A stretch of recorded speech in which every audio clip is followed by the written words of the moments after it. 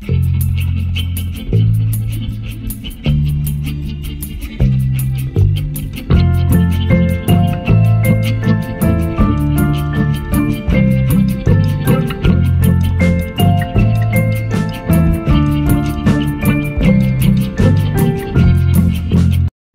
friends, எல்லாரும் எப்படி இருக்கீங்க? இன்னைக்கு வந்து பாத்தீங்கன்னா early morningல இருந்தே நான் வீடியோ எடுக்கல. பசங்களை எல்லாம் ஸ்கூலுக்கு அனுப்பிச்சிட்டு அதுக்கு அப்புறம் தான் வந்து வீடியோ எடுக்க ஆரம்பிச்சேன். நிறைய பேர் வந்து கேட்டிருந்தீங்க. சரிக்கா நீங்க சமைச்சு போடுறீங்க இருந்தாலும் ஸ்கூலுக்கு அனுப்புனதுக்கு அப்புறமா என்னெல்லாம் வர்க் பண்ணுவீங்க அப்படின்ட்டு. எப்பவுமே பாத்தீங்கன்னா மாசத்துல ஒரு தடவை வார்ட்ரோப் எல்லாத்தையுமே நான் க்ளீன் பண்ணுவேன். இங்கே வந்து கரப்பாம்பூச்சி தொல்லை அதிகமாக இருக்குது. ஃப்ளாட்ஸில் இருக்கிறவங்க அது வந்து தெரியும் எப்படி இருக்கும் அப்படின்னு. குட்டி குட்டியாக இருக்கும். நம்ம டக்குன்னு ஏதாவது ட்ரெஸ் எடுத்தோம் அப்படின்னா அதுலேருந்து ஓடி வரும். இதுக்கும் நம்ம நீட்டாக தான் வச்சுருப்போம். அப்போ அது பார்க்கும்போது நமக்கு ரொம்ப கஷ்டமாக இருக்கும். இந்த லீவில் வந்து ஒரு 2 months சரியாக பண்ண முடியல. அப்பப்போ எடுத்து பண்ணிடுவேன். ஆனால் பசங்க வீட்டில் இருக்கும்போது என்னால் எதுவும் செய்ய முடியல. ஸோ இன்றைக்கி வந்து பசங்களோட வார்ட்ரோப் தான் க்ளீன் பண்ணிகிட்டு இருந்தேன். இது எல்லாமே பார்த்திங்கன்னா நான் இப்போ ரீசெண்டாக பர்ச்சேஸ் பண்ணது. இது எல்லாமே மித்துன் குட்டியோட ட்ரெஸ் தான். மித்துனுக்கும் தக்ஷுக்கும் நான் தனித்தனியாக வச்சுருப்பேன். இந்த டிஷர்ட் எல்லாமே நான் அமேசானில் தான் வாங்கினேன். இது அப்படியே ஒரு 6 டிஷர்ட் வந்து அப்படியே செட்டாக 638 சம்திங் அந்த மாதிரி நான் எடுத்தேன். அப்போ வந்து ஆஃபரில் இருந்தது. அதே மாதிரி இந்த ட்ரௌசர்ஸும் அப்படி தான். எல்லாமே எல்லா கலர்ஸ்லேயுமே நமக்கு அவைலபிளாக இருக்கும். ஏன்னா மித்துனை பொறுத்த வரைக்கும் என்ன அப்படின்னா, இப்போ ஷாப்பில் போய் எடுத்தோம் அப்படின்னா அவனுக்கு அந்த சைஸே பார்த்தாது. அவன் ரொம்ப கொஞ்சம் ஒல்லியாக இருப்பான். அதனால் பேண்ட் கரெக்டாக இருந்தால் ஷர்ட் வந்து சைஸ் அவனுக்கு செட் ஆகாது. அதனால ஃபஸ்ட்டு நான் இந்த ட்ராக்ஸ் தான் நான் அவனுக்கு போட்டேன். ஒரு 4 ட்ராக்ஸ் இல்லை அப்படின்னு சொன்னால் வெளியில் கடையில் போய் பார்த்தா ஒரு ட்ராக்ஸே வந்து பார்த்திங்கன்னா ஒரு 500-600 சொல்கிறாங்க. அமேசானில் வந்து அப்போ ரொம்ப எனக்கு கம்மியாக கிடச்சிது. நான் இதோட லிங்க் எல்லாம் எனக்கு கிடச்சிதுன்னா நான் உங்களுக்கு டிஸ்கிரிப்ஷனில் ஆட் பண்ணுறேன். ஒரு 10-11 வயசு பசங்க இருக்காங்க, இந்த மாதிரி கொஞ்சம் ஒல்லியாக இருக்காங்க, எந்த ட்ரெஸ்ஸும் அவங்களுக்கு சூட் ஆக மாட்டேங்குது. அது நிறைய பேரண்ட்ஸ் வந்து அந்த இஷ்யூ இருக்கும்.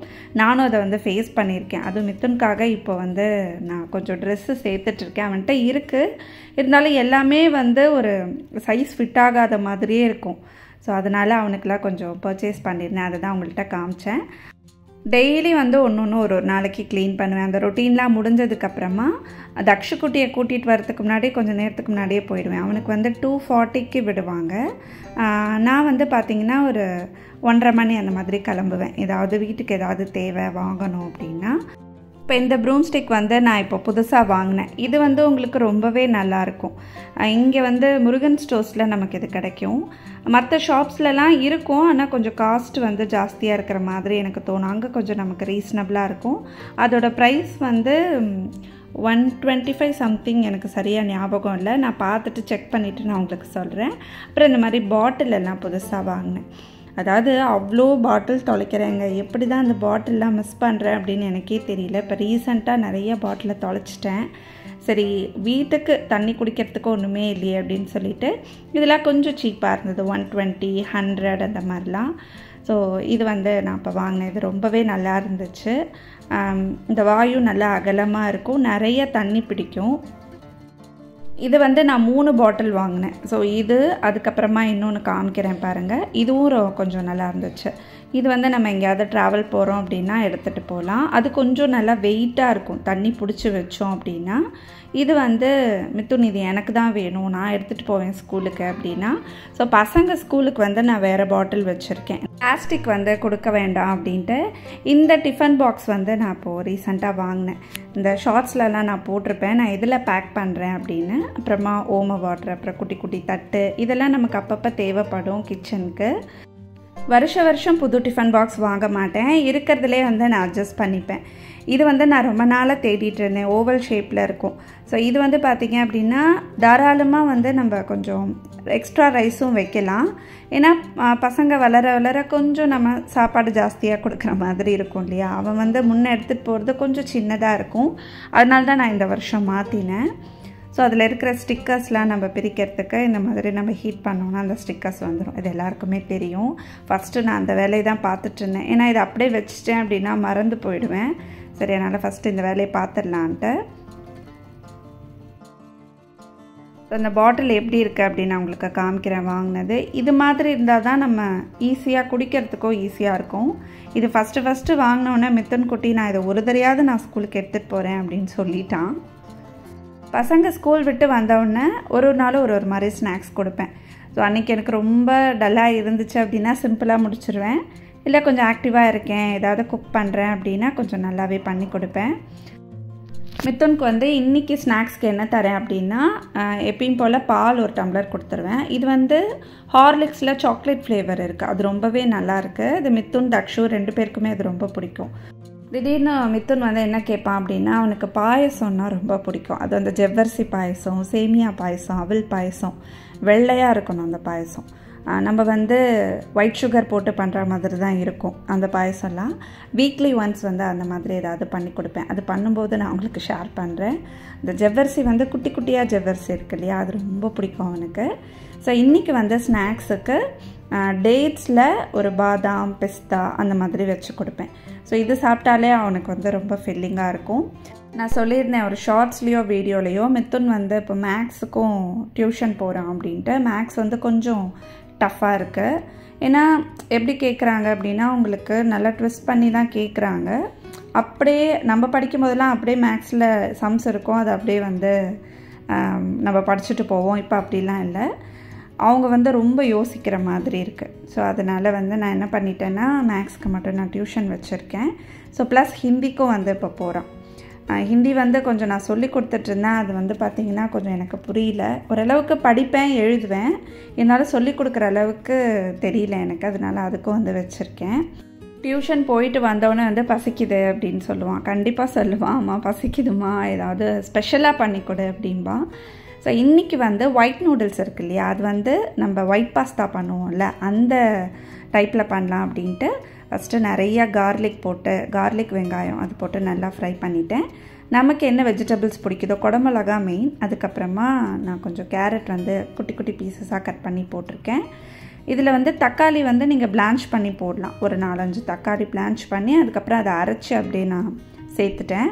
அது ரொம்ப டேஸ்ட்டாக இருக்கும் அந்த மாதிரி பண்ணிங்க அப்படின்னா. ஸோ இது நல்லா கொஞ்சம் அப்படியே குக் ஆனதுக்கப்புறமா நான் மைதா மாவு சேர்க்கலை, சோள மாவு சேர்த்துருக்கேன். ஸோ மைதா சேர்க்க வேண்டாம் அப்படின்னு இது ஒயிட் சாஸ் டைப்பில் பண்ணிவிட்டு அதுக்கப்புறமா நூடுல்ஸ் போடலாம் அப்படின்னு. கம்ப்ளீட்டாக ஒயிட் கலரில் வராது, நம்ம கொஞ்சம் தக்காளி பிளான்ச் பண்ணி அரைச்சி போட்டிருக்கோம் இல்லையா, அதனால் கொஞ்சம் பிங்க் கலரில் இது வரும். பிங்க் சாஸ் பாஸ்தா அப்படின்னு மித்தன் குட்டி பேர் வச்சுருக்கான். இப்போ பால் கொஞ்சம் எக்ஸ்ட்ரா அதில் ஊற்றுற மாதிரி தான் இருக்கும். இது நல்லா காய்ச்சி ஆற வச்சுருக்கேன், அந்த பால் தான் நான் ஊற்றுறேன். இப்போ சோள மாவு சேர்த்துட்டு அதோட நல்லா அந்த காயோட மிக்ஸ் ஆனதுக்கப்புறமா கொஞ்சம் கொஞ்சமாக நம்ம பால் ஊற்றணும். ஒரே ரெடியாக ஊற்றிட்டீங்க அப்படின்னா உங்களுக்கு அப்படியே கட்டி கட்டியாக ஆகிடும். நல்ல ஒரு விஸ்க் வச்சு அப்படியே நான் மிக்ஸ் பண்ணிவிட்டு அது கொஞ்சம் கெட்டியானதுக்கப்புறமா இன்னும் கொஞ்சம் பால் ஊற்றுவேன். இந்த ஒயிட் சாஸ் மட்டுமே தனியாக பண்ணிவிட்டு நம்ம இந்த ஹர்ப் ரைஸ்லாம் பண்ணி சாப்பிட்டோம் அப்படின்னா ரொம்ப டேஸ்ட்டாக இருக்கும். இந்த லாவண்யா அடிக்கடி பண்ணுவாள் ஹர்ப் ரைஸை இந்த மாதிரி ஒயிட் சாஸ் தனியாக பண்ணுவாள், நிறையா சீஸு பட்டர்லாம் போட்டு. இதில் கொஞ்சமாக சில்லி ஃப்ளேக்ஸ் போட்டிருக்கேன். அப்புறமா அந்த மிக்சடு ஹர்ப்ஸு, ஆரிகனோ பவுடர் அதெல்லாம் நம்ம சேர்த்துக்கலாம். அப்புறமா பெரி பெரி பவுடர் இருந்துச்சு அப்படின்னா அதுவும் போட்டுக்கலாம், ரொம்ப டேஸ்ட்டாக இருக்கும். ஸோ என்றைக்காவது ஒரு நாள் தானே இதெல்லாம் ஆட் பண்ணுறோம், அதனால் பசங்க ரொம்ப விரும்பி சாப்பிடுவாங்க இந்த மாதிரிலாம் பண்ணி கொடுத்தா. நான் கொஞ்சமாக பெப்பர் பவுடர் போடுவேன், அது வேண்டாம் அப்படின்னா நீங்கள் காரத்தூளே சேர்த்துக்கலாம். இப்போது சாஸ் நல்லா கெட்டியாச்சு, அதனால் இன்னும் கொஞ்சம் நான் பால் எக்ஸ்ட்ரா ஊற்றுறேன். நமக்கு சாஸ் நிறையா இருந்துச்சு அப்படின்னா நல்லா எடுத்து அப்படியே சாப்பிட்றதுக்கு சூப்பராக இருக்குங்க. இந்த சாஸ் இன்னும் க்ரீமி ஆக்கிறதுக்கு நான் ஒரே ஒரு சீஸ் அப்படியே நான் துருவி போட்டுட்டேன். ஃப்ளேவர் அட்டகாசமாக இருக்கும். சீஸ் பட்டர்லாம் நம்ம சேர்த்ததுனால ஒரு துண்டு கூட மிச்சம் இருக்காது தட்டில், அப்படியே அவ்வளோ விரும்பி சாப்பிடுவாங்க. இந்த ஸ்டேஜில் தானே நம்ம பாஸ்தா ஆட் பண்ணுவோம். நான் நூடுல்ஸ், ஒயிட் நூடுல்ஸ் இருக்கு இல்லையா, நம்ம தனியாக வேக வச்சு செய்வோம்ல, ஹோட்டல்லலாம் சாப்பிடுவோமே, அந்த நூடுல்ஸ் நான் வேக வச்சு வச்சுருந்தேன், அதை அப்படியே இதில் நான் சேர்த்துருவேன். ஸோ இதோட டேஸ்ட் எப்படி இருக்கும் அப்படின்னு கேட்டிங்கன்னா கொஞ்சம் டிஃப்ரெண்ட்டாக தான் இருந்துச்சு. இந்த சாஸ் ஆக்சுவலாக பாஸ்தாக்கு தான் ரொம்ப சூப்பராக இருக்கும். நான் கொஞ்சம் வித்தியாசமாக சரி ஒயிட் சாஸ் பண்ணி அதில் வந்து அந்த நூடுல்ஸ் மிக்ஸ் பண்ணி கொடுக்கலாம் அப்படின்ட்டு. நூடுல்ஸ் வந்து வேக வைக்கும் போதே நான் உப்பு சேர்த்துட்டேன், அதனால் இதில் பார்த்துட்டு கொஞ்சமாக தான் நான் உப்பு சேர்த்துக்கிட்டேன். இப்போவே பாருங்கள், அந்த சாஸ் வந்து இன்னுமே கொஞ்சம் ஜாஸ்தியாக இருந்தால் நல்லாயிருக்கும் போல். இது சூடாகவே அப்படியே சாப்பிட்றணும், கொஞ்சம் விட்டிங்க அப்படின்னா திக்காயிடும். இன்னும் கொஞ்சம் நமக்கு ஜூஸியாக வேணும் அப்படின்னா அந்த ஒயிட் சாஸ் வந்து நீங்கள் கொஞ்சம் நிறைய பண்ணி வச்சுக்கணும். அப்போது அந்த மாதிரி பண்ணிங்க அப்படின்னா கொஞ்சம் ஆறுனா கூட கொஞ்சம் லிக்விடாக இருக்கும். இதை அப்படியே சுட சுட சாப்பிடும்போது நிஜமாவே ரொம்ப டேஸ்ட்டாக இருந்ததுங்க. இந்த ரெசிபி வந்து நீங்கள் ட்ரை பண்ணி பாருங்கள். இந்த ஒரு குட்டி வீடியோ நீங்கள் எல்லோரும் என்ஜாய் பண்ணியிருப்பீங்கன்னு நினைக்கிறேன். நெக்ஸ்ட் வீடியோவில் மீட் பண்ணுறேன். அது வரைக்கும் பாய்.